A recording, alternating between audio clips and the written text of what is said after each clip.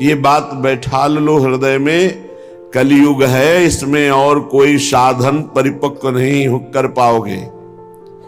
कोई साधन पक्का निर्णय भगवत प्राप्ति का करा दे ऐसा अब नहीं रह गया। किसी युग में ध्यान की प्रधानता, कृतयुगे ध्यायते विष्णु, त्रेतायाम यजते मखई, त्रेता में यज्ञ प्रधान, द्वापरो परिचर्यायाम, द्वापर में पूजा प्रधान, लेकिन कलयुग कलौ तद्धरि कीर्तनान, भगवान नाम का जप और भगवान नाम कीर्तन से निश्चित भगवत प्राप्ति है। इस युग का महान कृपा प्रसाद है। जब तक शारीरिक पाप नहीं होंगे तो मानसिक पाप नहीं लगेगा। पहले मानसिक पाप भी लगता था। कल कर एक पुनीत प्रतापा, मानस पुण्य होई और नहीं पापा। मानसिक पुण्य लग जाते हैं लेकिन पाप नहीं लगता। यदि हम नाम कीर्तन करें, नाम जप करें तो अनंत जन्मों के सब संस्कारों को भस्म करके इसी जन्म में भगवत प्राप्ति हो जाए। पर ये बात बैठ जाए हृदय में, ये हृदय में बात बैठ जाए कि नाम जप से ही हमारा सारा कार्य बनेगा। कलयुग केवल नाम आधारा, सुमिर सुमिर नर उतरहि पारा। कलयुग में केवल भगवान नाम की अपार महिमा ही हमको इस दोषों से, माया के प्रभाव से बचा सकती है। अन्य साधन तो इस समय विनोद हैं, विनोद मात्र रह गए हैं। अन्य साधनों में भगवत प्राप्ति कराने की सामर्थ्य है, पर उनका सांगोपांग अनुष्ठान करना बहुत कठिन हो गया। कली संकीर्तन मात्र से भगवत प्राप्ति, नाम की अपार महिमा जिसके हृदय में बैठ गई, ऐसी चिंता होनी चाहिए रात दिन। जैसे गरीब आदमी धन कमाता है, ऐसे हम नाम को कमाएं। और एक भी नाम कभी व्यर्थ नहीं जाएगा और कभी विनाश नहीं होगा। आपने एक बार बोला राधा, ये भागवतिक बैंक में जमा हो गया, ये आपका परम मंगल करके रहेगा। और यहां आप घंटों भगवान का विस्मरण किए, रुपया पैसा में लगे हो, जब शरीर छूटेगा तो कुछ भी साथ नहीं जाएगा। हम ये नहीं कह रहे कि आप ना कमाओ, धर्म पूर्वक कमाओ और नाम जप करते हुए कमाओ। जब युद्ध जैसा बड़ा कार्य भगवान का भजन करते हुए हो सकता है, तो और कौन सा ऐसा कार्य बचा जिसमें हम भगवान का भजन नहीं कर सकते। मामुनिस्मर युद्ध थे, तस्मात् सर्वेषु कालेषु मामुनिस्मर, इसलिए तुम सब समय मेरा स्मरण करो और युद्ध च अपने कर्तव्य का पालन करो। यन्नाम कीर्तन परा स्वपचोपि नूनम, बहुत नीच प्रवृत्ति का हो और नाम जब शुरू कर दिया, अब उसके समान त्रिभुवन में कोई बड़ा नहीं है, कोई पवित्र नहीं।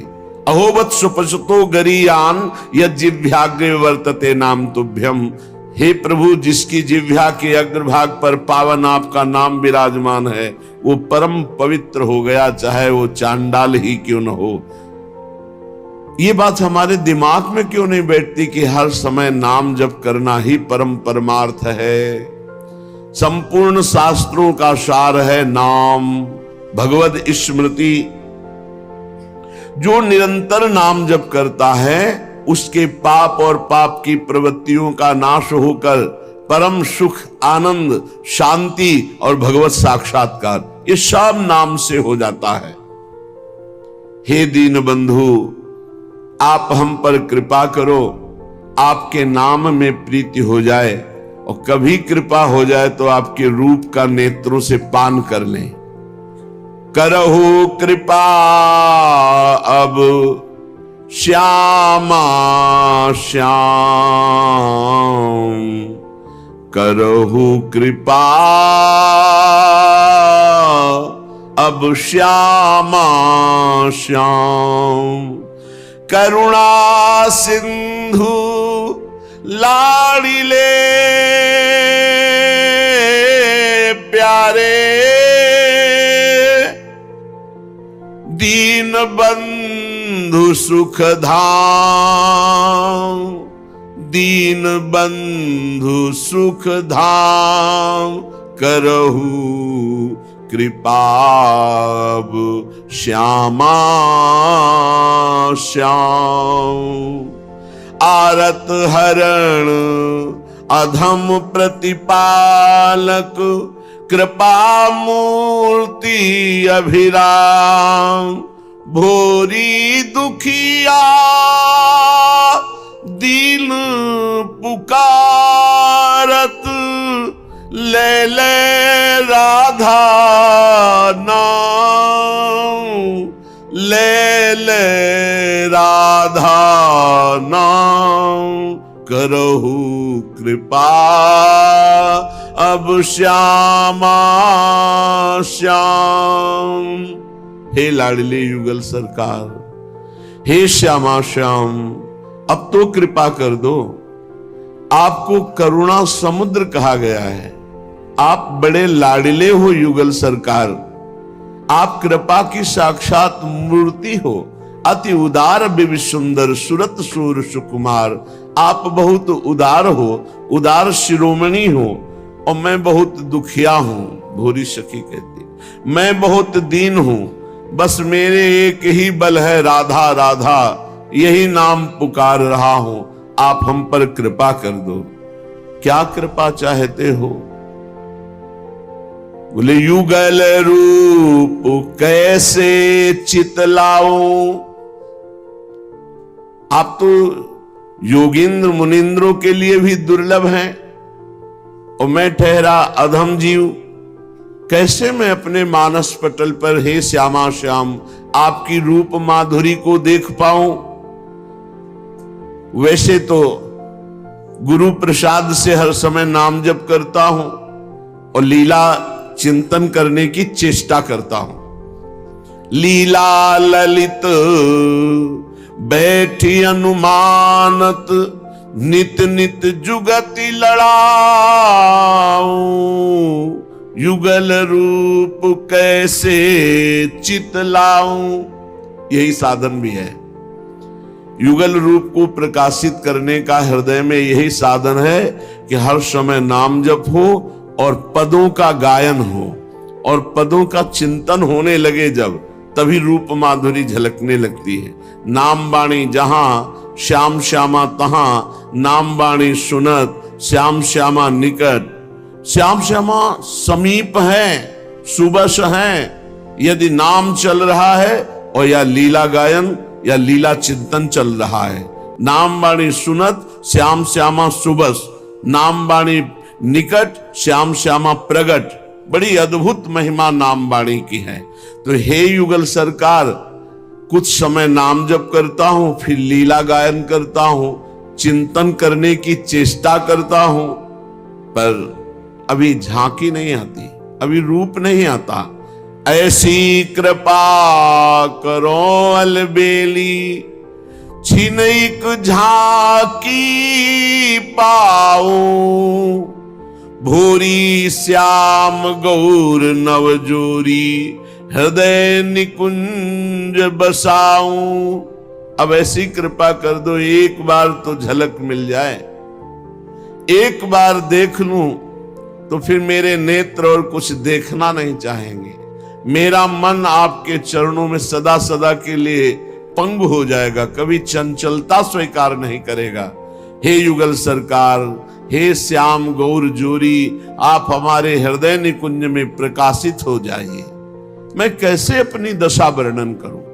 भूरी सखी जी कहती, आपनी दशा कहा अब कहिए, तुमको सब ही उचित कृपा निधि। मूसो ऐसी न चाहिए, आपनी दशा कहा अब कहिए।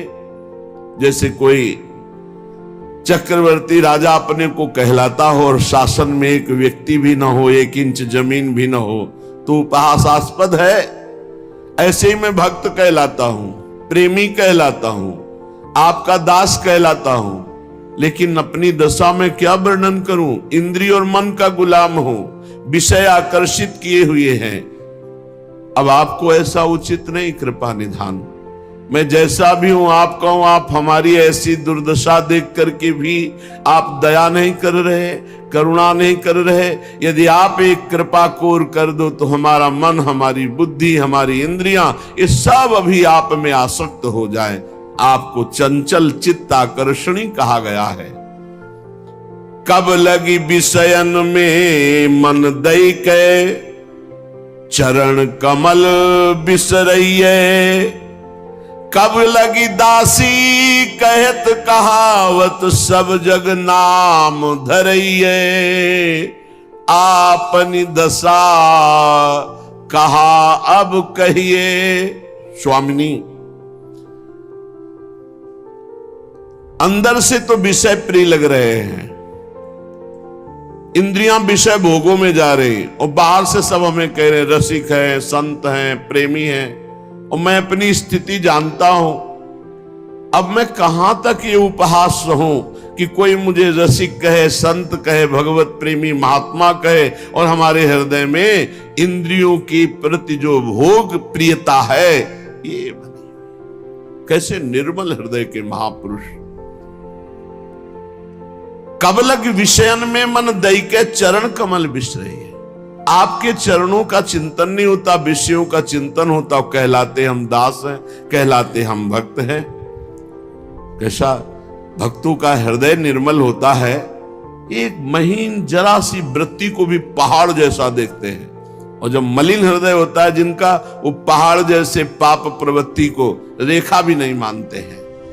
देखो श्री सूरदास जी मांगो, मौसम कौन कुटिल खल कामी, जिन मुंह को तन दियो ताको न भजन की, ऐसो नोन हरामी। ओहो, कैसी स्थिति है महापुरुष की, और कैसे वो वर्णन कर रहे। ऐसे भोरी सखी की अद्भुत प्रेममयी स्थिति है।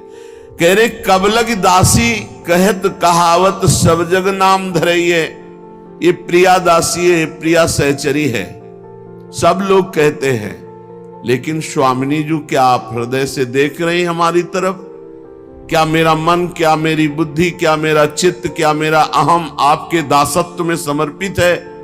कृपा कर दो, अब उपहास मत कराओ। आपका कहला करके अंदर से विषयों का चिंतन, ये कितना धोखा है अपने जीवन में। स्वामिनी, अपनी दशा किससे कहूं?